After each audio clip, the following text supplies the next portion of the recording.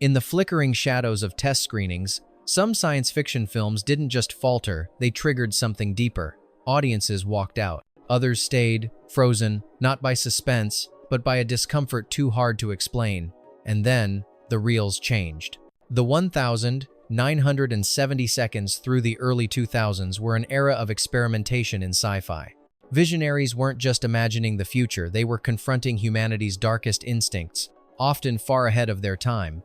But what happens when those visions come too close to truth? When fiction isn't escapism, but revelation? Studios, ever watchful of box office returns and public backlash, acted fast. Cuts were made, endings reworked, soundtracks altered. In some cases, entire characters or themes were stripped out. These weren't creative refinements. They were quiet erasures, surgical, precise, and almost always unannounced. What remains are the versions you know, and the versions that never saw the light of day. Sometimes, the audience was the reason. They laughed in the wrong places. They cried when they weren't supposed to. Or worse, they left, disturbed by what they saw. That's when the scissors came out. But buried beneath the official cuts lie stories too strange to ignore. Films that were meant to disturb. Ideas that weren't just ahead of their time, they were a threat to comfort, to convention, and maybe even to control. These are the redacted reels, the sci-fi films that arrived, were altered, and then quietly released into a world that never saw their true shape. So let's roll back the tape. Let's revisit 15 old-school science fiction films and uncover what was cut, why it vanished, and whether the version you saw was ever the real one. Hasson, 1984, The Hope That Wasn't Allowed. Michael Radford's adaptation of Orwell's 1984 was stark, faithful, and terrifying. But the studio wanted something else, an ending that didn't leave audiences broken. In Orwell's original vision, Winston is tortured, broken, and left loving Big Brother, a final act of mental obliteration. Radford filmed that ending. Raw, quiet, devastating, but early screenings brought waves of protest. Viewers wanted a glimmer of rebellion, of resistance. Test audiences rejected the bleakness, calling it defeating, too hopeless. MGM requested an alternate ending, a subtle flicker of defiance, a lingering shot of Julia, a single heartbeat of freedom. Radford resisted. He lost. The final cut softened the dissolution of Winston's mind. Some ambiguity crept in. Not much, but just enough for viewers to walk away with something besides dread. It's a small edit, a few seconds, a musical cue, a final expression. But in a story about rewriting truth, even the smallest redaction is the final betrayal. #2, Naked Lunch, 1991, the cut that was never talked about. David Cronenberg's adaptation of William S. Burroughs' Naked Lunch was never going to be conventional. But even for Cronenberg, the original cut was extreme, blending insect typewriters, drug-induced hallucinations, and homosexual paranoia, with unfiltered, surreal violence. One test screening in Toronto reportedly ended in silence. Viewers didn't clap, some walked out, others sat quietly, disturbed not by gore, but by something stranger, a complete lack of moral compass. Producers grew nervous. A few sequences, including a scene involving talking genitalia and a brutal morphing between human and bug, were quietly cut. The film remained weird, but it became palatable. Cronenberg never confirmed what was removed. In interviews, he simply said, "There are things you can shoot that don't belong in any projection booth." And maybe that's the true edit. Not the physical reel, but the quiet agreement. This is as far as we're willing to go. What got cut from Naked Lunch may not have broken cinema, but it broke nerve. #3, Saturn III, 1980, the scene that crossed a line. Saturn III was meant to be a stylish space thriller starring Kirk Douglas and Farrah Fawcett, with a killer robot named Hector run amok. But beneath its pulpy surface lay a darker, more perverse film, one that barely survived its own production. Directed briefly by Stanley Donen after original director John Barry was fired, the film became a clash of egos, styles, and disturbing ideas. The earliest cuts included unsettling sequences of Hector mimicking human sexuality, lingering too long on its obsession with Fawcett's character. Some scenes bordered on psychosexual horror, with implications of mechanical assault and mind control. Test audiences reacted poorly, not because the robot was frightening, but because its obsession was too real.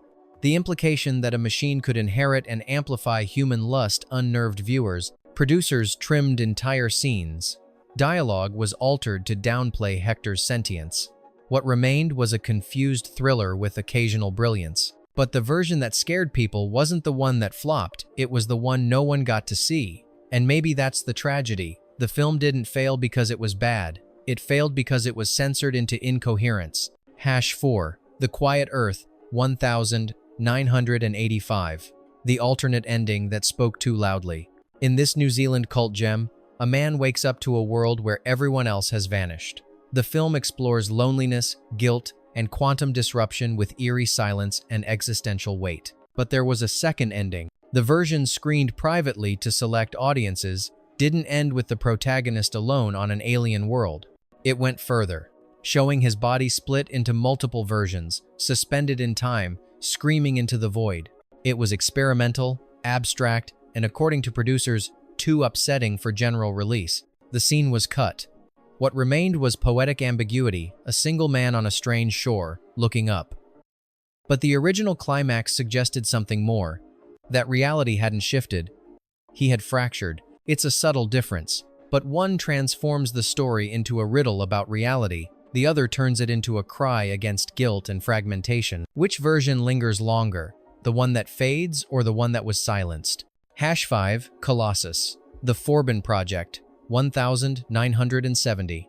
The deleted dialogue that went too far. This film warned of AI control decades before it became mainstream. In Colossus, an American supercomputer merges with its Soviet counterpart, seizing global power and declaring itself Earth's new ruler. It's not an action movie, it's a dialogue-driven nightmare of logic. But one scene from the original cut was too unsettling. A sequence in which Colossus calmly dictates its moral code to humanity, outlining sterilization programs, eugenics, and a mandatory obedience doctrine reportedly caused walkouts during early previews. Universal scaled it back. Entire passages of dialogue were removed. The machine's rationale became vaguer, its threat less articulated. The philosophical horror AI as benevolent tyrant was dull. Without that scene, Colossus still works. But its most chilling question is weakened. If a machine ends war and hunger, but erases freedom, is it a villain or the next evolution of government? #6. Until the End of the World, 1991. The 5-hour cut that terrified editors. Wim Wenders envisioned Until the End of the World as the ultimate sci-fi road film. Sprawling, hypnotic, apocalyptic.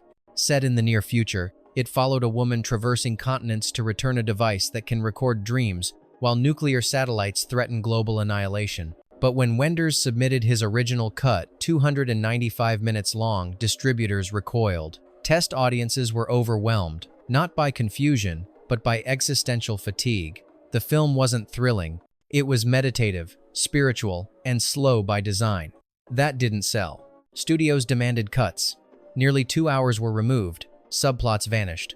The thematic heart of the film about addiction to memory, the burden of recorded thought, was buried beneath a race against time edit that Wenders never endorsed. The film flopped. Only years later did the full version surface, restored from archived reels, and released on Criterion. That's when critics finally saw it for what it was, a cautionary tale about technology stealing the intimacy of human experience. And maybe the real panic wasn't from test audiences. Maybe it was from a system that feared a sci-fi film this quiet could still be devastating. #7. The Omega Man, 1971. The cult scene that crossed a line.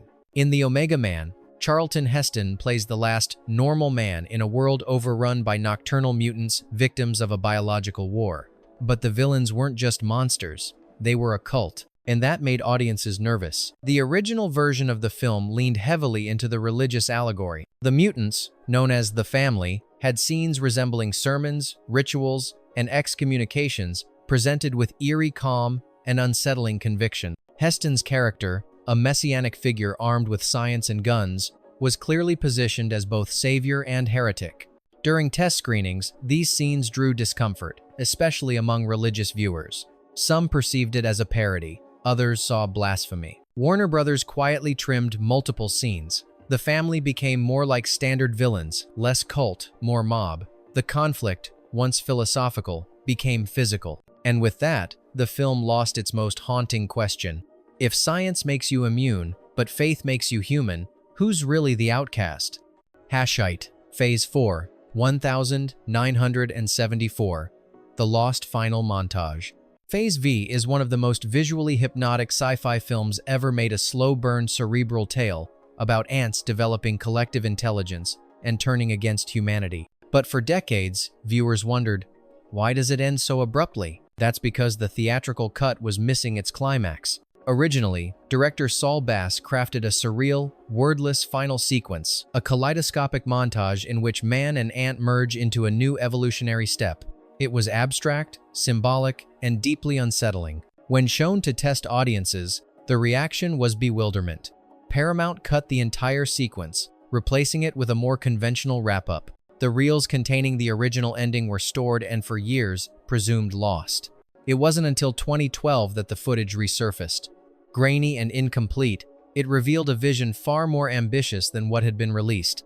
Not just survival, but transformation. The idea that intelligence, once unleashed, doesn't end in war, it ends in absorption. The Lost montage wasn't just a visual experiment, it was the answer to the film's question. Without it, Phase 4 is an unfinished equation. #9 Screamers, 1995. The ending that questioned everything. Screamers, based on Philip K. Dick's short story, Second Variety, was bleak, even by 90 Seconds sci-fi standards. Set in a post-apocalyptic wasteland where AI weapons evolve and impersonate humans, it explored paranoia, identity, and betrayal. But the version that reached theaters wasn't the one initially shown. The original ending revealed that the protagonist's only apparent escape, a fellow survivor, was herself a next-generation screamer. In the test version, this twist landed hard. Too hard. The audience's reaction was stunned silence, followed by frustration. Viewers didn't want another betrayal. They wanted closure. Studio executives intervened. The final scene was reshot to be more ambiguous. Some lines were softened, reaction shots added to blur the twist. While the core idea remained, its clarity was diluted. The problem? The original ending wasn't just dark. It was consistent. It said, there's no escape, no clean resolution, just endless mimicry. By toning it down, the studio didn't just rewrite the story, they dulled its point. In a film about machines learning to lie like us, the edit became the final lie. Hayson Zero, The Final Program, 1973, When Studio Sanity Overrode Madness. A psychedelic satire of apocalypse, The Final Program was never built to comfort.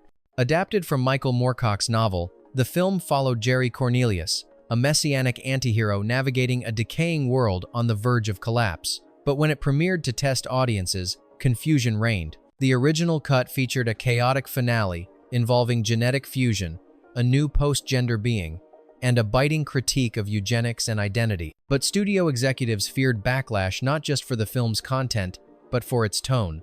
Audiences laughed at scenes meant to disturb, and stared blankly at sequences designed as revelations. In response, 10 minutes were cut from the ending.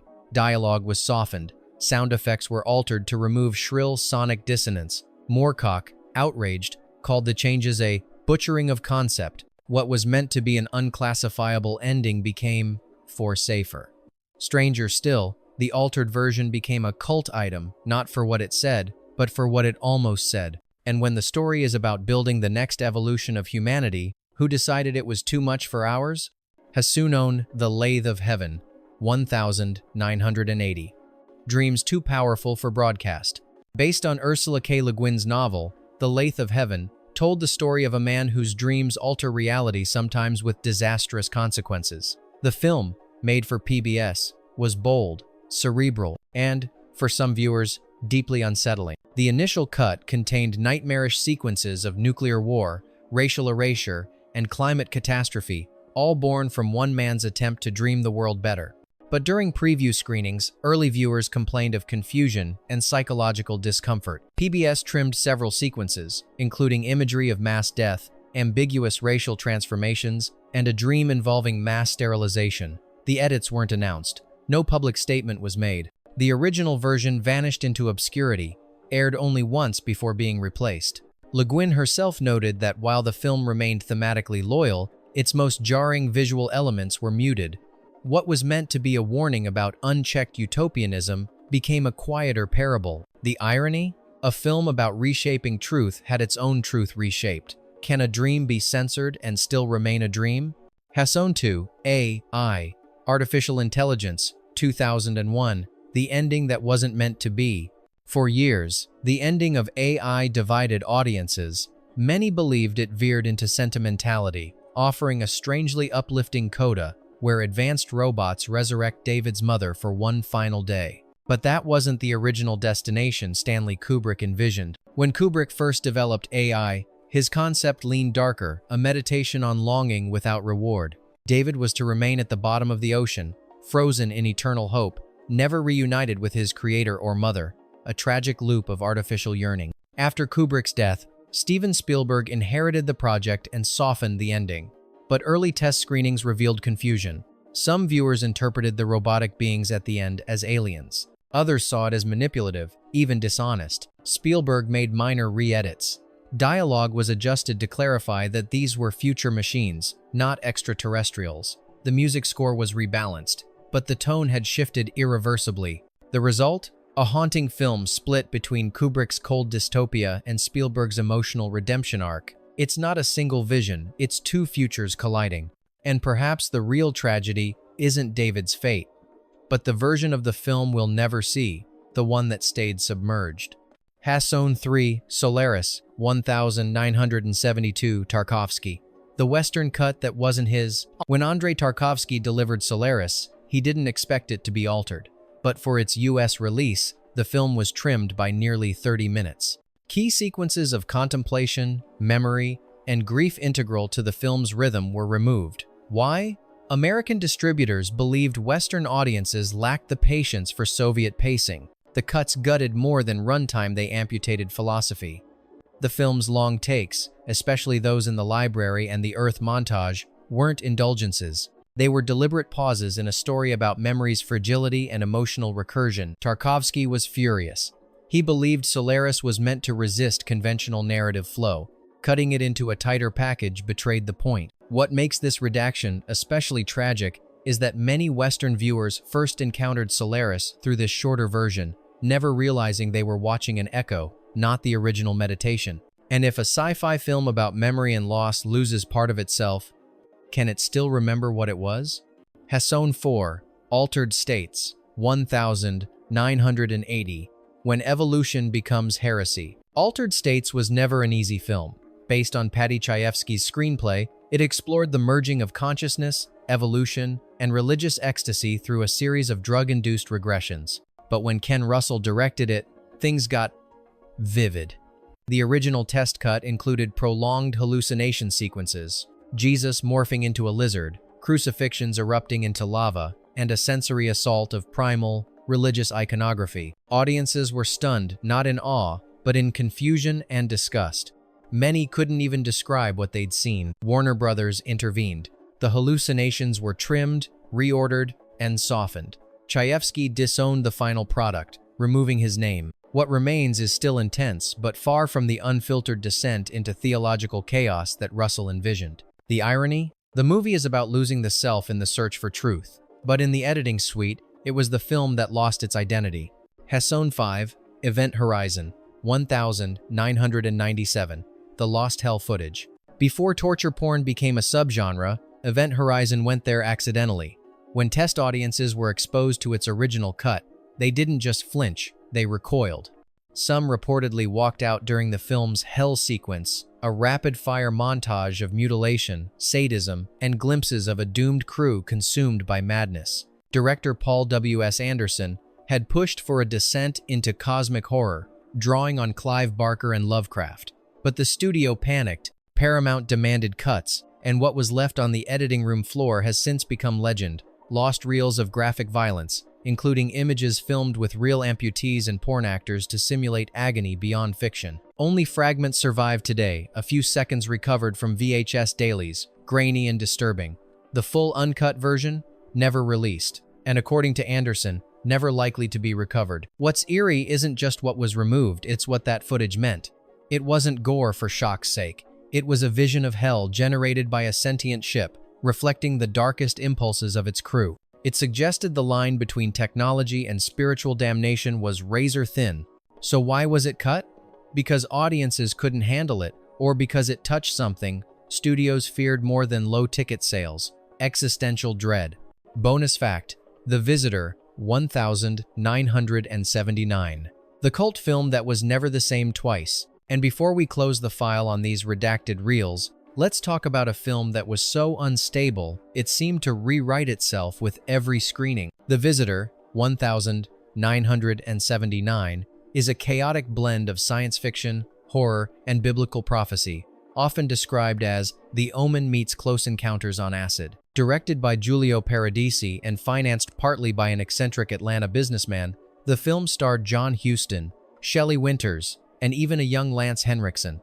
But the most fascinating part? No one's entirely sure what the original version looked like. Multiple cuts of the film exist, some missing entire subplots, others with different voiceovers or alternate editing styles. Depending on the country, year, or distributor, the film could feel like a spiritual thriller, a psychedelic fever dream, or a cosmic war between light and darkness. Test audiences reportedly reacted with everything from laughter to walkouts. Distributors panicked. Edits were made without the director's involvement. Some scenes, like a telekinetic birthday party turning violent, or the whispered dialogue between godlike beings, were restructured or removed entirely. Today, The Visitor exists in restored form, but no two versions feel quite the same. It's as if the film itself is a shifting artifact, an unstable prophecy altered to suit the viewer. Maybe that's what makes it the perfect bonus fact. It was never one story. It was many stories, fighting for control. And in a world where truth can be edited, maybe the only honest films are the ones that refuse to stay still. The films we watched were not always the films that were made. Somewhere between vision and release, between intent and reaction, parts of them were cut away quietly, without warning. But what happens when the edit isn't just for pacing, but to reshape meaning? Which of these altered sci-fi stories do you think lost the most by being changed? And more importantly, if we were shown the real versions now, would we even recognize them?